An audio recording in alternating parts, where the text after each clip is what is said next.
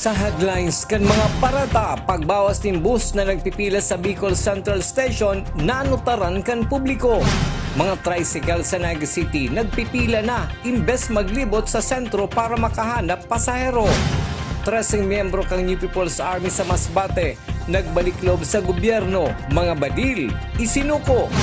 Bakbakan ka mga delegasyon sa PRISA 2026 sa Camarines Norte, nagpuuna. Uya ang mga bareta sa aldaw na ini. Ako po si Jo Mike Angeles. Huli kan halangkaw na presyo kan produktong petrolyo, mas pinipili ngunyan kan mga tricycle driver sa Naga na maghalating pasahero sa paaginin pagpila imbis na magparalibot sa sentro kang Naga. Ang detalles sa report ni Cristina Valenzuela. Kung dati nililibot kan mga tricycle driver ang syudad ni Naga para mag-pick up ng pasahero, ngunya na mahal ang petrolyo, pinili na lang kang mga drivers na magtambay. Mientras na naghahalat ng pasahero sa CBD Terminal, daw halaba ang pila antas maghali para makatipid sa gasolina. As driver man, sir.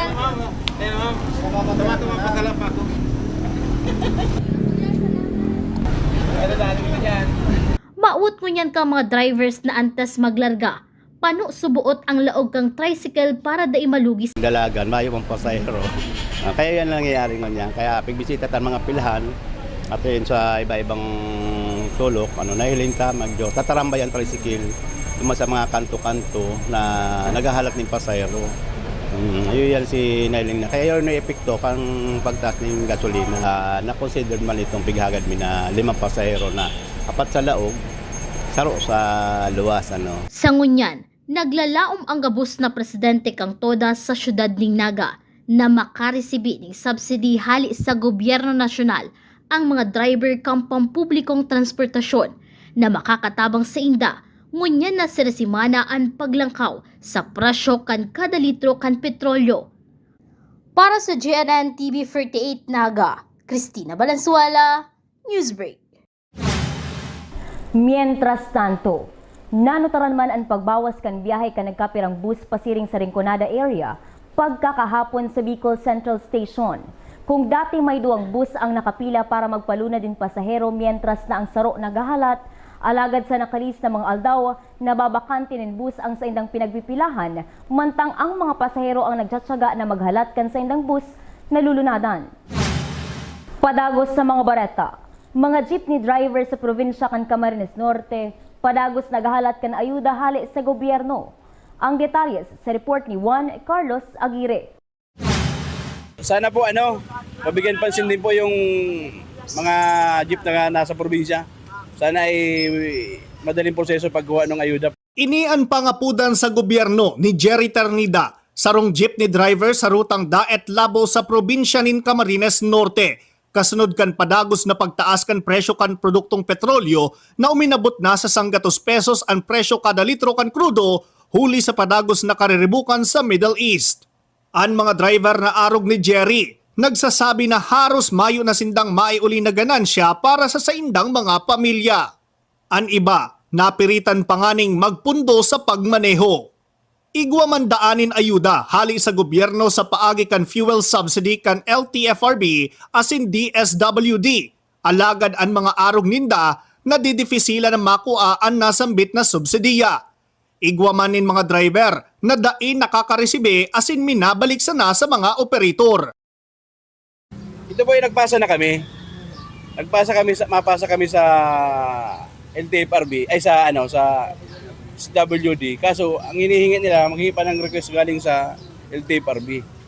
Kaya hindi namin malaman kung mabibigyan kami ngayon o ano pang mga proseso. Matanong lang po namin kung ano po talaga mga requirements kasi may mga nag-aasa na sabi ang requirements lang, lisensya lang. Pag pumunta sa DSWD, mabibigyan na ng ayuda. Pero sa ngayon po, ang dami ng proseso na hiningi sa amin. Nawa na nga namin to kasi ipapasa na namin. Ngayon ang gusto nila mangyari, magawa nung sa online.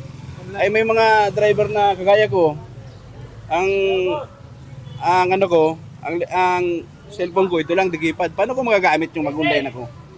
Mientras tanto, ngunya na pinagkanselar ni Presidente Bongbong Marcos ang fare hike. Hahalato na lang subuot ninda ang ayuda kan gobyerno nasyonal.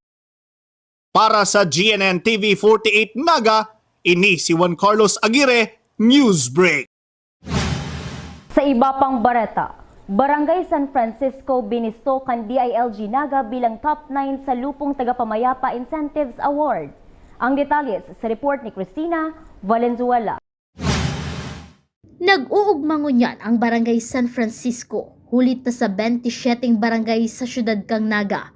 Binisto kang DILG Naga ang nasabing barangay bilang pangsyam sa Lupong Tagapamayapa Incentives Award. Sa kuya po, naugma po akong maray as in nagpapasalamat po ako sa kairiba ko sa konseyo na partikular si Membro kan Lupon, si nagkakapot kang peace in order, ang satong sekretary. Si Kabus po, pakabali na po ang tesorera ta, ang miyembro kan Sangguniang Barangay kan San Francisco, na kan nakagi po kayang taon sa evaluation po sa Lupong Tagapamayapa o sa Lupon, nasa top 16 na po kami kaito. Ang Lupong Tagapamayapa sarong grupo sa kada barangay na binilog para tawan atensyon o resolberan ang mga issue o problema na ipinapaabot sa inda. Pinamamayuhan ini kang punong barangay bilang chairperson, asin may 10 hanggang 20 na miyembros na iyong madangog sa reklamo asin sa inirereklamo. Sa Barangay San Francisco, problema sa collection of sum, da ipagkakaintindihan kan mga residentes asin chismis ang kadaklan na nai-report sa barangay na madali man na areglar kang grupo. Mostly po hindi ang mga collection of sum, tapos itong mga chismisan na naisisettle ta po yan. Ang nalaw pong problema sa barangay, more than man po yan, mga 30. Alagad talagang ang magabat na talagang inaagi po minsan sa pangkat, sa Lupong Tagapamayapa, itong mga talagang nainaareglar na gayon ni Kapitan, na kayo po ang magagi sa pangkat, hindi na nare-resolve man po gabos. Kumbaga, ang gabos na nalaog na kaso, sa mong barangay, puro po na naayos yan. Sigun kipunong barangay Efren Nepomuceno, magayon subuot ang epekto sa barangay na igwang Lupong Tagapamayapa. Ulit si mga problemang dai na kaipuan ipaabot pa sa korte o PNP na areglo na sa barangay. So yan ang kagayunan po kana igwang mga sharing na organisasyon sa barangay Arucan Lupon dahil napapasipay po si mga problema, si mga pwedeng dahil na makaabot sa taas o sa korte, sa barangay pa lang naayos na. Dakulang tabang man ang nasabing grupo sa PNP sa pagresolber kan mga kaso na pangbarangay para dai naman magdakul pa ang kaso na dinadara sa korte, sabi man ni Police Captain Daisy Angeles. Dakulang tabang ini para dai nagdadakul itong mga cases na fina-file sa court. Kung pwede man lang na i-resolve sa barangay, lalo na si mga minor cases, nire-resolve ini sa barangay, tabang itong Lupon Tagapamayapa. Para sa GNN TV 48 Naga, Cristina Valenzuela, Newsbreak. Padagos sa mga bareta, mismo si Albay Governor Noel Rosala ang nagkumpirmar na sa indamo na pinag-ooktaba ang pagkondisir ng mga aktibidad sa Magayon Festival ngunya na taon. Nag-urulay subuot sindakan sangguni ang panlalawigan asin pinagdeterminaran ang presenteng sitwasyon. Napagkasunduan na tatawan prioridad ang pagtabang sa mga nagkapirang sektor arog kan para oma asin transportasyon. Alagad daiman subuot papabayaan ang pag-promote kan turismo sa bilog na probinsya kan Albay. Kahapon nagkaroon kami ng meeting, all the department heads and consultation also with the Sangguniang Palalawigan. Pigway namin ang sitwasyon ng hindi lang ng ating probinsya pati ang ating buong bansa na nakita natin with this rising crisis, lalo na ang fuel. We want as well focus our attention now on giving more programs kung ano may tatabang ta sa mga sektorista para sira, para oma, lalong-lalo lang sa tuyang turismo. So, dahil managad nakakanselon taan mga programa sa turismo, binilang na festival because may specific fund ini. So, ang plano mi, i-divert mi sa ibang mga importanteng mga pwede tang gibuon. Ang iba dyan, sa promotion manggiraray, kung paano ta ma-promote ang satuyang probinsya. Ang competition mo yan, very tough, no? Labos na probinsya mo yan, nag-iinguwa.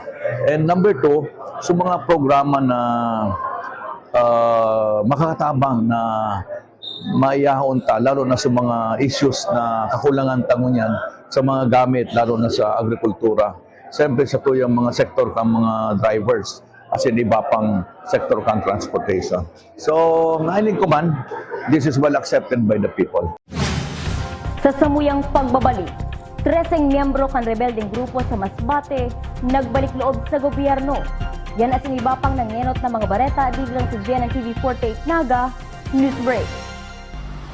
The digital age is here. They warn us of a cold, efficient world where the human touch is lost to automation. But we refuse to accept that choice. At Naga College Foundation, we believe the best future is one led by heart. We equip you with the skills you need to thrive. From our dynamic programs in finance and business, to the hands-on fields of IT and engineering, through our vital health sciences, our justice programs in criminology, and the crucial roles of education in the arts, we cover the entire spectrum of tomorrow's workforce. Here, you don't just become future ready, you become a worker with empathy, a leader who understands that technology must serve humanity. Choose the college that prepares you not just for the job, but for the world. The future is here at NCF. Enroll at Naga College Foundation. Let us build a brighter, kinder tomorrow.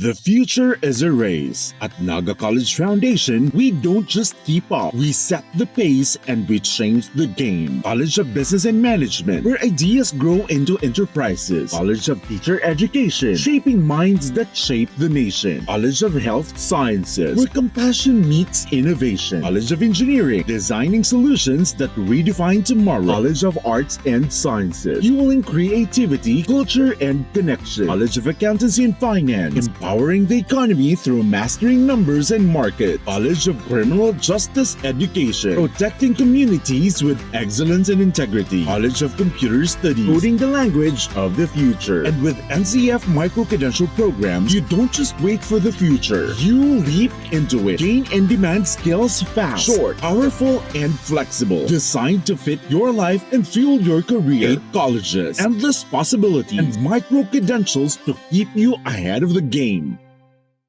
Seeing clearly shouldn't mean traveling far from home. At Camsur Eye Center, world-class care is right here in the heart of Rinconada and the Bicol region. With advanced diagnostic tools, ophthalmology specialists, and a team that treats you like family, we bring expert eye care. From children's screenings to managing cataracts, glaucoma, and diabetic eye conditions without the need for long trips. Because your vision matters, and so does your time. Camsur Eye Center, world-class eye care just around the corner.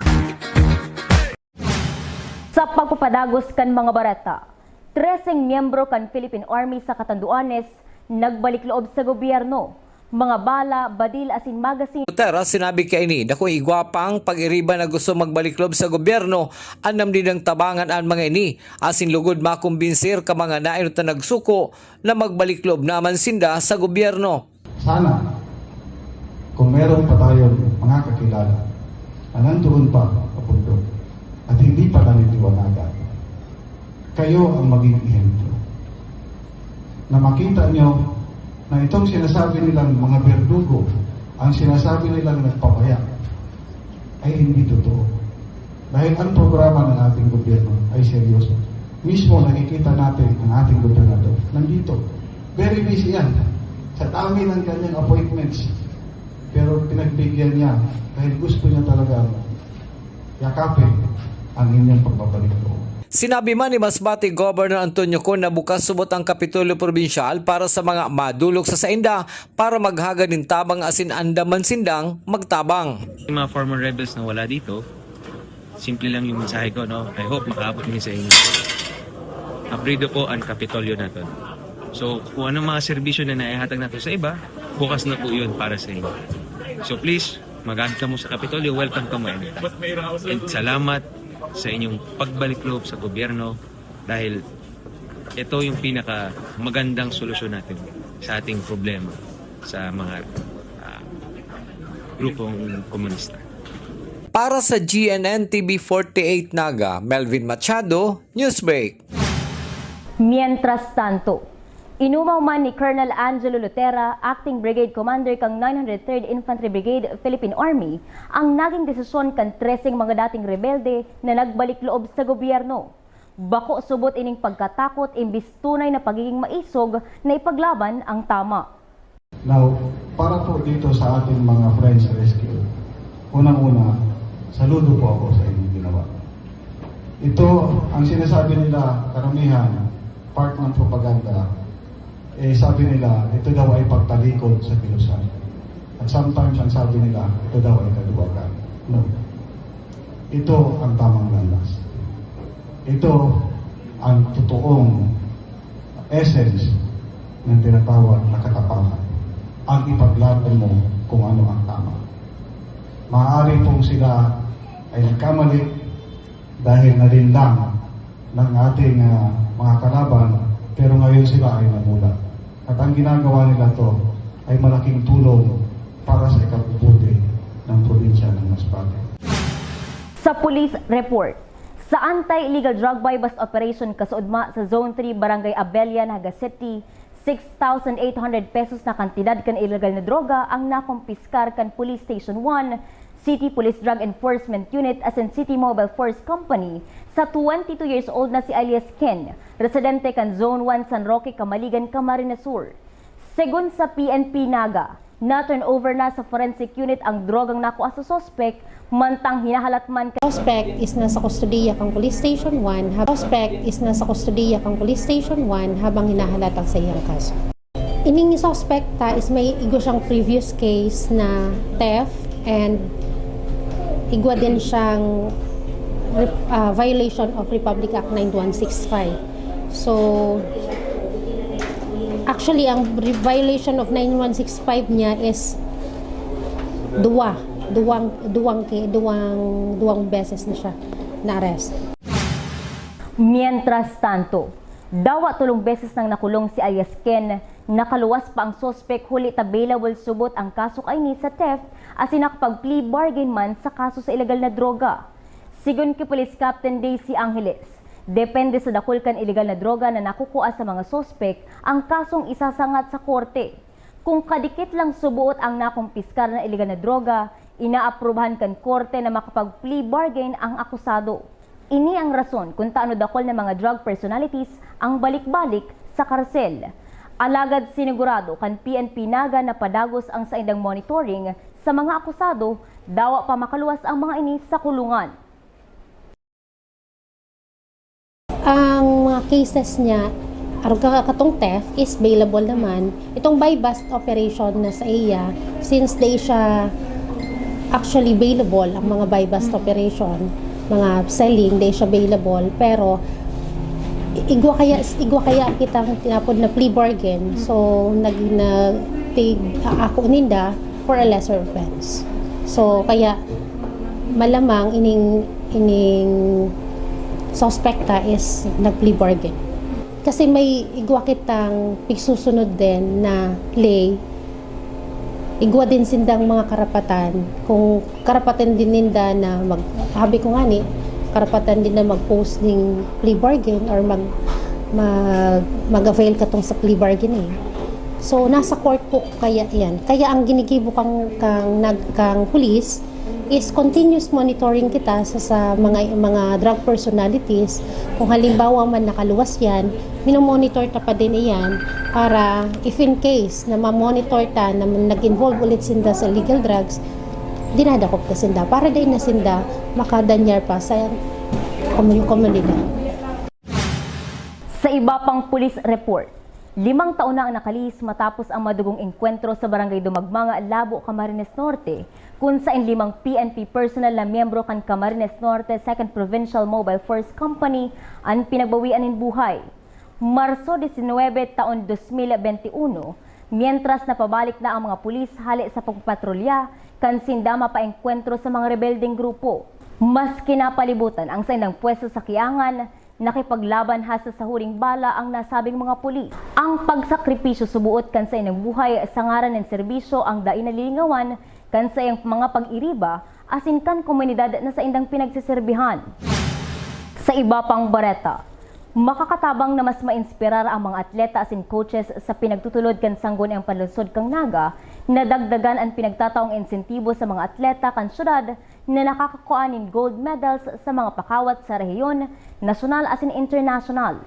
Susog kay Mr. Francis Barha, sports coordinator kang Naga, prioridad pa man giraray kan lokal na gobyerno na magkaigwanin mga student athletes, alagad na kulang tabang na ang nasabing mga insentibo sa mga atleta asin sports officials. Again, ito from 5,000, may proposed na ordinance na ginigibo si Councilor Jokno na gibo na 10,000, 20,000 for national competition, international to 30. Sarong dako lang kaugmahan yan sa sports sector na kung saan, maski di nga ni priority ko ta yan sa tuya, itong pag-train talaga kang athletes is the priority ni Mayor, itong magkaugwa lang kita ng student athletes. Sa kung saan, mga syudadano ang Naga, itong vices nila are napopokus naman sa sports program. It's one na priority. Yung incentive would help na mag-double time ang mga coaches, yung mga atleta na may nare-receive. Regional PISA at 2026 opisyal nang binuksan sa Daet Camarines Norte. Ang detalye sa report ni Campus Correspondent Dylan Talagtag. Sa pagbubukas kang Regional PISA at 2026, matitulos ang excitement as in fighting spirit kan mga atleta na hali sa manlain-lain na private school sa Bicol Region, digdi sa Eco Athletic Field Daet, Camarines Norte. Mainit as in panuning kaugmahan na pigsabat kan probinsya kan Camarines Norte ang mga delegates kan kada probinsya sa rehiyon. Aabuton sa 2,500 delegates ang kabalingon niya na PISA at 2026 na mas dakol kumpara ka nakaaging taon. Inatinderan man kan mga atleta ang mass, parade as in opening ceremony na ginibos sa Eco Athletic Field Daet, Camarines Norte. Delegasyon kan Camarines Sur ang may pinakadakol na partisipantes na nag-abot sa haros 750 athletes. Ang dakulang porsyento kaini, hali sa Naga College Foundation. Ibinidaman kan Daet ang sa indang pigpreparar na makukulor na surprise performances as in ang pinakaaabangan na fireworks display na nagsirbing highlight kan aktibidad. Yaon man ang presensya kan mga uniform personnel na sigurohon ang safety kan mga delegates. Bago po na ng opening ceremony, nagkaiguning solidarity meeting kung saan nagtiripon ang mga sports coaches as in tournament managers na ginibo sa Mabini colleges para mapag-urulayan ang mga guidelines, game schedules as in venues kan mga sports events. Ang host institution natin ay ang Mabini Colleges Incorporated. Kaya makita nyo, lahat ng puwersa ng Mabini College talagang nahila in preparation, and I think they have 1 year preparation, and it took 16 years bago na ibalik, kasi the last time na nag-host ang Camarines Norte was in 2010, so ngayon lang ulit bumalik, kaya nakita natin na parang yung tao dito parang gutom na gutom dun sa na makakita sila ng quality athletes. Panuning kaugmahan na pinag-welcome ni Dr. Rainier Ibana, President kan Mabini Colleges Incorporated, na host ko niya na taon ang mga delegasyon kang Regional PISA at 2026. Dagos kamo digdi sa Daet, ay kami ay ang probinsya ng mga Uragon. Sa hiling ko, nagkakasararo kita para maging Uragon, as in maging masiglaan sa tuyang mga atleta. Sa tuyang abangan ang magiging bakbakan kan mga eskwelahan sa marabot na aldaw. Aligdi sa Daet, Camarines Norte, kaiba ang GNN TV 48 Naga para sa Regional PISA at 2026 coverage. Dylan Talagtag, Newsbreak. Yan ang mga bidang baretang nakalap kan mas pinakusog na puwersa kan GNN TV 48 Naga News and Bicol Affairs. Dai malingon i-follow ang samuyang official Facebook page, GNN TV 48 Naga. Padagos kaming mahatod yung mga baretang garantisadong nanginginot at sinapapanahon. I-hit ang subscribe button sa samuyang official YouTube channel, GNN TV 48 Naga, para update kita sa mga bareta at istoryang Bida and Bicolano. Ako po si Jo Mike Angeles at ini ang GNN TV 48 Naga News Break. Tanga diri ko nababay na GNN TV 48 Naga. Kalma! Lumipat lang ang GNN TV 48 Naga sa channel 48.1. What? Direk, ang simple lang ng solusyon dyan. Kunin ang remote, pumunta sa menu Setup o Settings at hanapin at pindutin ang Scan at hintayin. Then, boom! Balik na si GNS sa Channel 48 mo. Para sa mga balitang nanguna at napapanahon, At sa mga programang suwak sa panlasa mo. tutok lang sa GNN TV 48 Naga, Bida ang Bicolano. Be a champion, be a tiger today. NCF's the quest, let's lightning your way. At the Naga College Foundation Basic Education Department, we provide an environment where innovation is nurtured and resources promotes collaboration and discovery. Our students benefit from hands-on learning in cutting-edge science and technology laboratories, bridging theory with practical application. We maintain a supportive institutional framework, ensuring a safe, clean, and academically focused atmosphere for every student. Beyond academics, our comprehensive facilities, including sports, develop leadership, teamwork, and discipline. NCF is proud to be a LASO accredited institution, a recognized mark of excellence and high-quality education. This is Naga College Foundation Basic Education Department. Changing the game.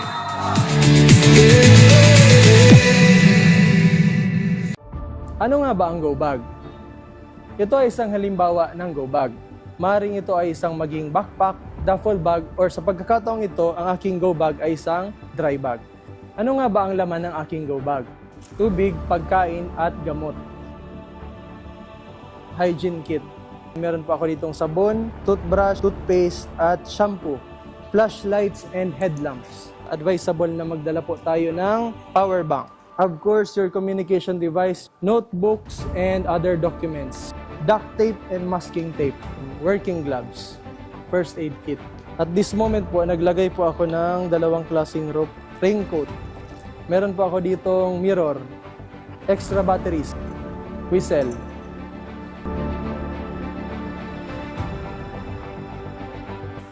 Ang layunin ng Bureau of Fire Protection ay ligtas na buhay at ari-arian. Sa muli po, ako ay si Fire Officer Juan Baquero from Bureau of Fire Protection, Naga City Fire Station na nagpapaalala, laging maging handa para ligtas sa sakuna. At NCF, we're all about that holistic grind. Hands-on training, real-world experience, and affordable education that gets you industry-ready. Shoot to edit? Dito, from concept to screenwriting. From shooting to editing to actual broadcasting, NCF was the first and the only school that has its own operational television and radio stations. No boring stuff, just real skills or the real world. Jika na ba? Be a tiger today.